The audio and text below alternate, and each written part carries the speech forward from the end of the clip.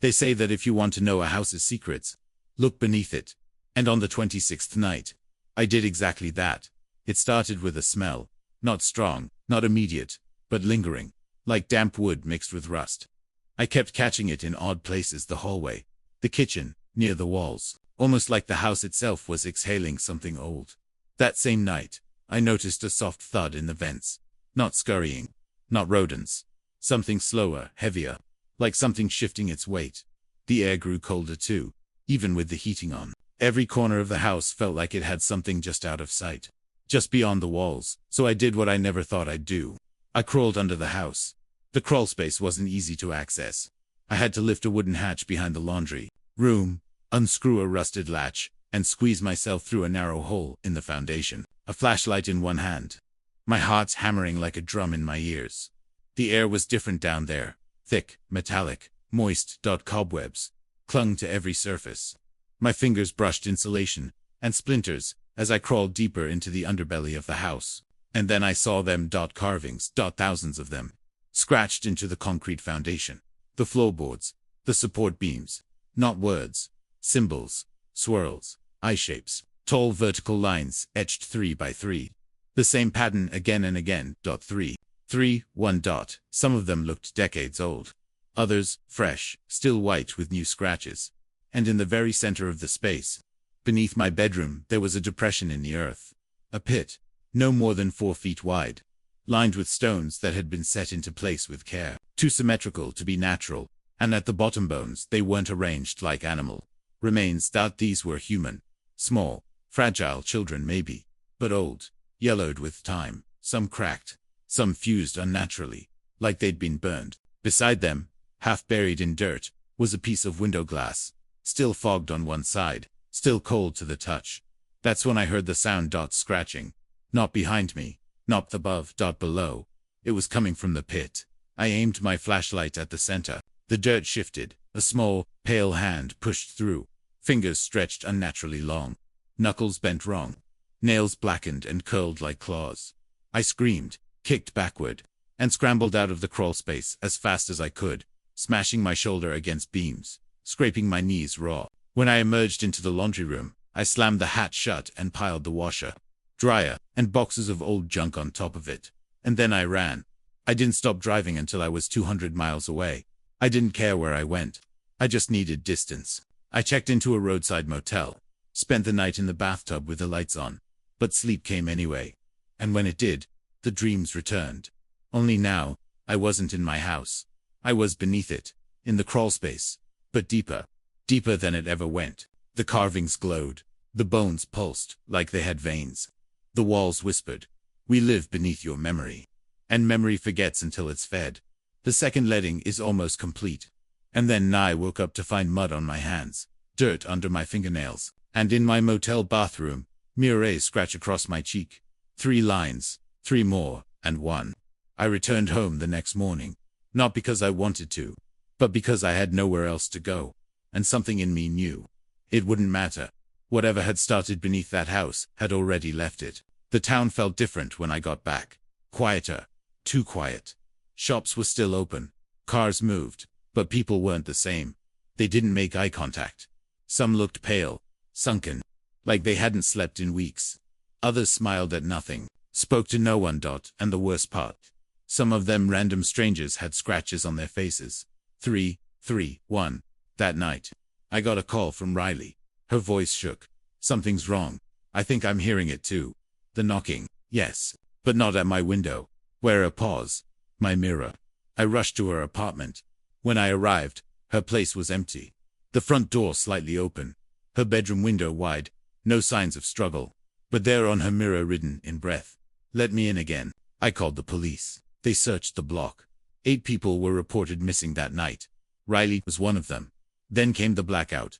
Not just my street, the entire town, at exactly 3 a.m. The power failed. Phones went dead. Wi-Fi cut off. Even car alarms and backup generators stopped functioning. I watched from my front porch as the stars blinked out, like someone had shut off the sky.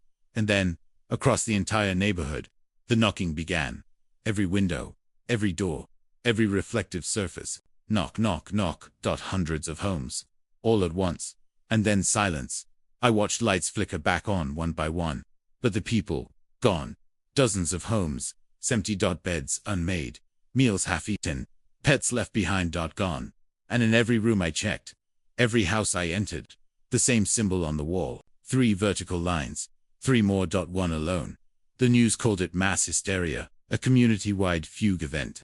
Conspiracy theorists said it was government testing. I knew the truth. They'd been let in. And now the town was hollow. And I was next. I didn't sleep for days after the blackout. I packed my car. Left everything behind. The house, my job, my photos, my past. I drove north, toward the forests, toward nothing. A place where there were no windows. I found a rundown cabin at the edge of a frozen lake. No power, no mirrors, no glass. Only one door. No windows. I thought maybe, just maybe, I could finally end this. For 3 nights, nothing happened. No dreams, no sounds, no knocks. Just wind. Trees. Cold. On the 4th night, at exactly 3 o'clock a.m. I sat by the fire, holding my breath. Nothing. I laughed. Actually laughed.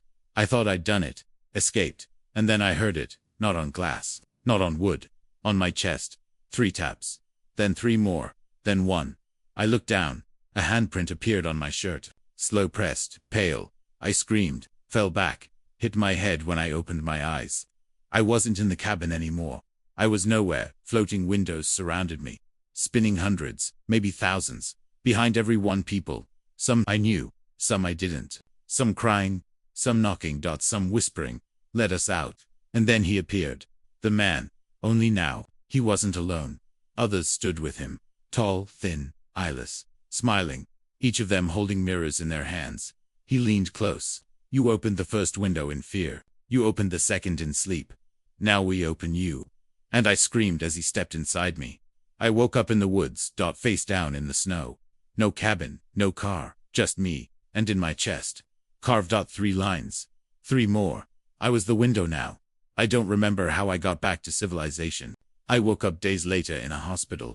They said I was found wandering, barefoot, 30 miles from the nearest town. I didn't speak for weeks. When I did, they didn't believe me. They gave me pills, therapies, evaluations. But I never told them the truth, because I know what I am now. I know what happens when you let them in twice. And if you're hearing knocking at night, don't listen, don't answer, don't look, because some windows aren't made of glass. Some of them are you.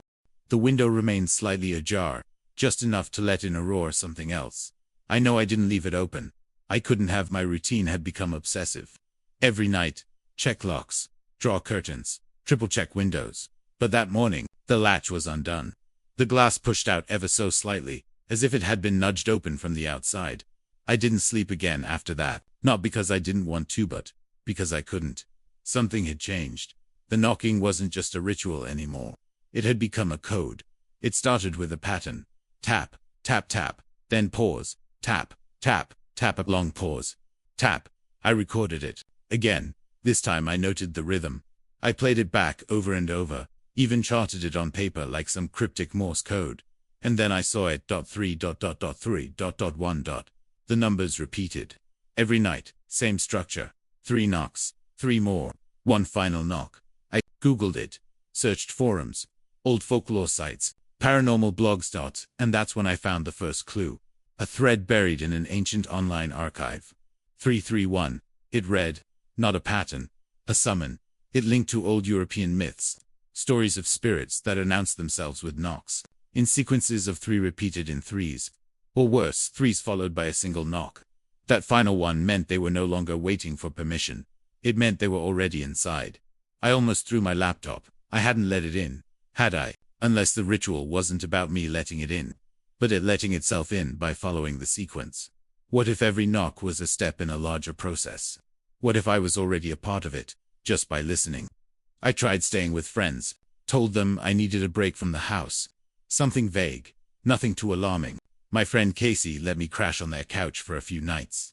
The first night there, I slept like the dead. But on the second night at 3:01 a.m., Casey shook me awake. Hey, they whispered. Did you hear that? I blinked. My throat was dry. Hear what? Something at the window. Like tapping. My blood ran cold. We checked. Nothing. But by morning, The plants on Casey's patio had withered. The glass had a handprint on it, long, spindly fingers, like they were stretched unnaturally. I left the next day. I couldn't bring this to other people. I realized that now. Whatever this was, it was following me. Or worse, it had attached itself. The knocking continued. The same time, same sequence. One night I tapped back. It was a desperate act. The kind you only do when you're so far gone that logic no longer protects you. I mimicked the sequence. Tap, tap, tap, pause, tap, tap, tap, pause, tap. Nothing happened at first. Then, slowly, the knocks resumed. Only now, they were in response. It was communicating. That was the night the lights went out. All of them. My house, my street, the whole block. At 3:03 a.m., everything snapped into darkness. No power, no sound, just me and the knocking. And this time, it came from every window. After the blackout, I couldn't stay in that house without doing anything to understand what I was dealing with. That's when I remembered something strange about the floor in my bedroom. It had one board near the corner that creaked oddly, like it was hollow underneath. I grabbed a screwdriver and pried it up. Beneath the wood, there was a shallow compartment, and inside, a small leather-bound journal. Old, dusty. The pages yellowed with age. The first entry was dated August 12, 1963. The knocking started again last night, 3 a.m. like before. Same rhythm, same silence after. I tried recording it, but nothing ever plays back. My hands began to shake. This journal left behind by some unknown former resident documented the exact same experience. Night after night. For months. On night 11, I saw him. A man. Pale. Thin. His smile didn't touch his eyes. I don't think he blinks. I don't think he can. He whispered through the glass last night. Told me he was from a place beneath the I didn't understand. I still don't, but he said he was almost finished knocking. The final entry was brief. Just one sentence. Asterisk. He said the window opens from both sides. The page after that had been torn out. I stared at the space where it should have been. And then I noticed it's in the corner of the journal's back cover. Someone had scratched a symbol. 3 vertical lines. 3 more. One on its own. 3-3-1. I became obsessed with capturing him. Proving it, I went old school, no digital devices. I borrowed a vintage tape recorder from a local thrift store. Analog. Magnetic tape. Something less modern. Maybe whatever this thing was could tamper with digital signals. That night, I let the recorder run from 2:45 a.m. to 3:30.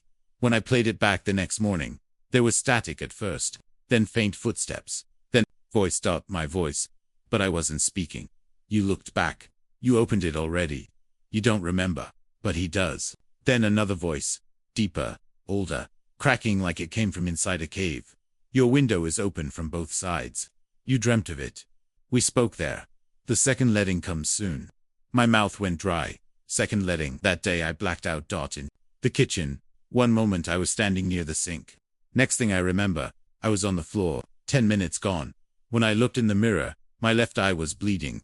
No injury. No explanation. And then I noticed the kitchen window. Open. Just a crack. The night I opened the window I didn't mean to. I was half asleep. Groggy. Dreamlike. But it felt right. Familiar, like I'd done it before. I rose from bed. Walked to the window. Unlatched it and slid it open. The air was thick. Not cold. Not warm. Just wrong. The man was standing there. He didn't move. Didn't speak. But his eyes, they were visible now. They weren't human. Not round.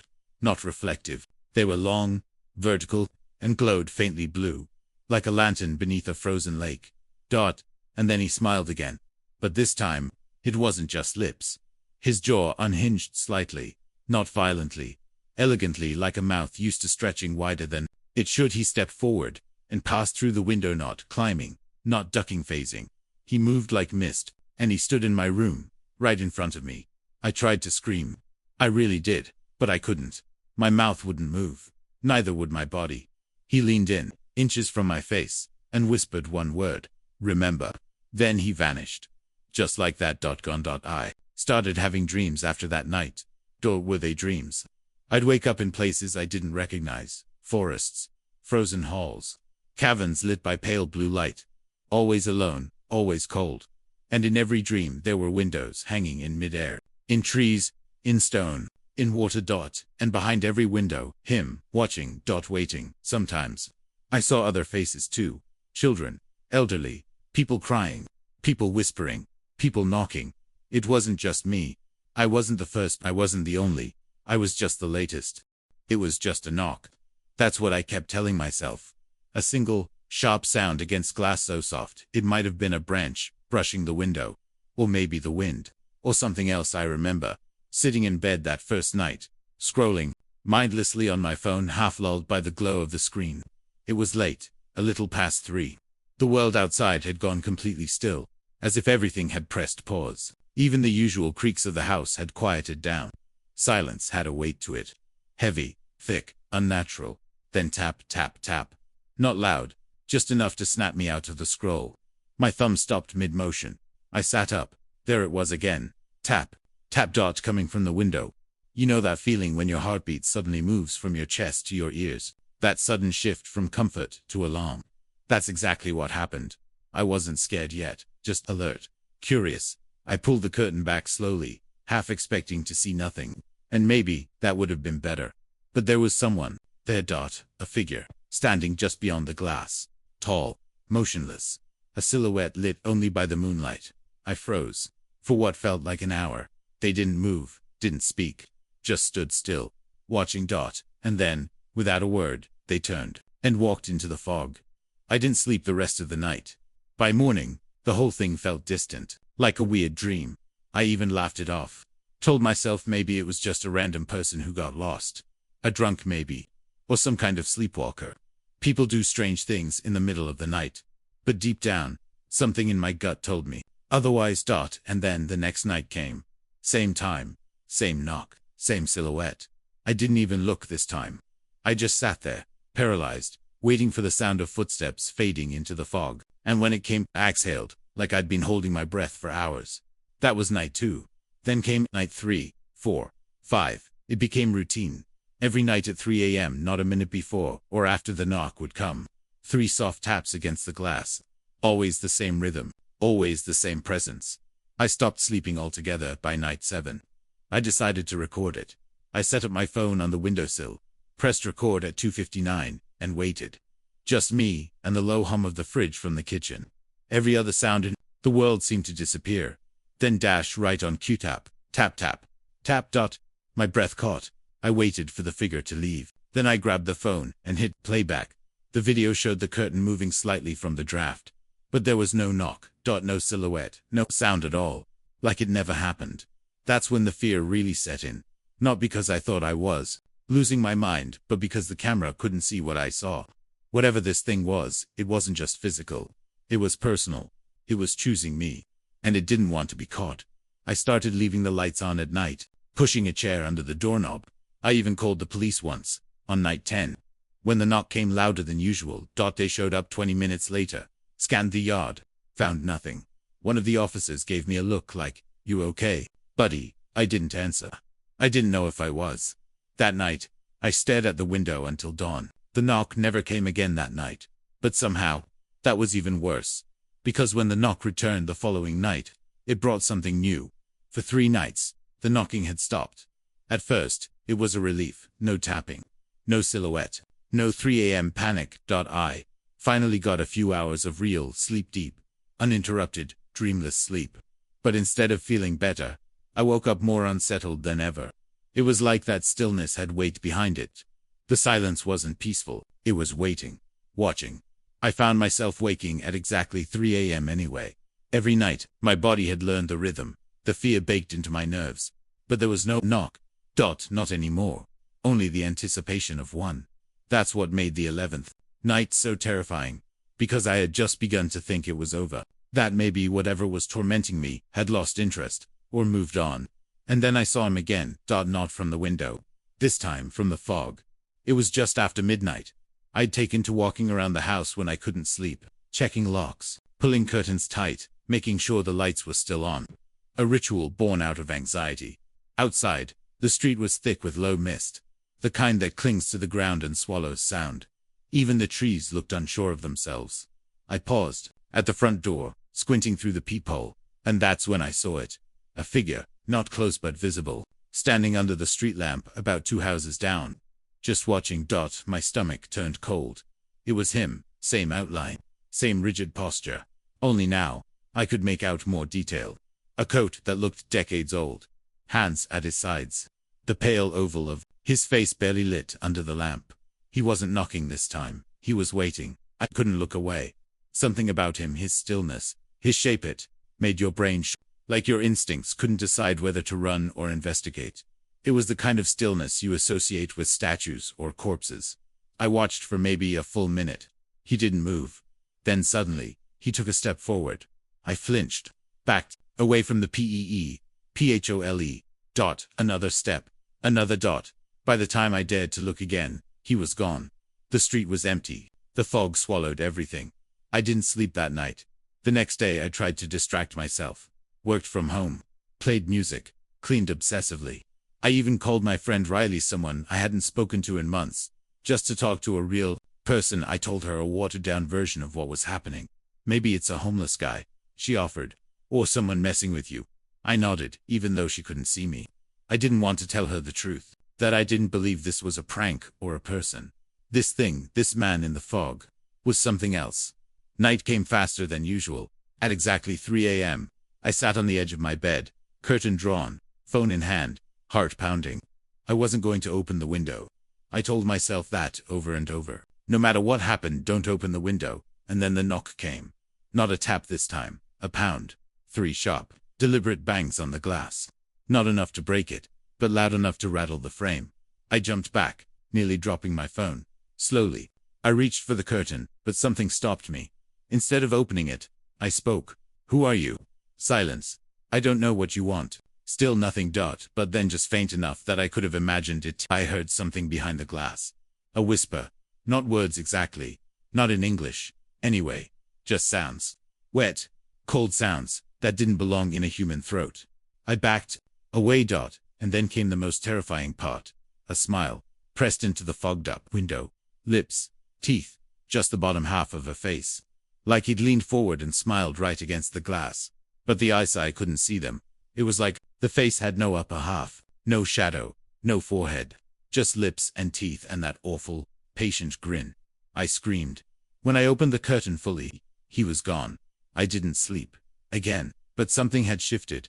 Because when I checked the front yard the next morning, there was a footprint in the dirt by the bushes. Barefoot. Long thin toes. Impossibly long. And beside it, a small pile of teeth. Human. Yellowed. Worn smooth. Like someone had been collecting them for years. I called the police again. They found nothing. Not the teeth. Not the print. They looked at me like I needed sleep. Or medication. And maybe I did. But I also needed answers. Because the next night, I decided I was going to record the sound again. Not video. Just audio. I set up my old field recorder by the window, and pressed record. At 2:55 a.m., I left the room, and waited. I didn't hear anything that night. No knock. No whisper. No pounding. When I listened to the audio the next morning, I nearly deleted the file in frustration. But at 3:01, something did appear. Not a knock. Not even a sound at first. Just silence. And then, from the left channel, a faint rasping breath. Followed by a whisper. Led me in. And after a long pause, you already have. I slammed the laptop shut. And that was when I realized something horrifying. The window was unlocked. I hadn't touched it in days. I always made sure to double-check it. It was part of my nightly ritual. But now it was open. Just a crack, barely. Enough for a breeze. But open. And whatever had whispered those words, it wasn't outside anymore.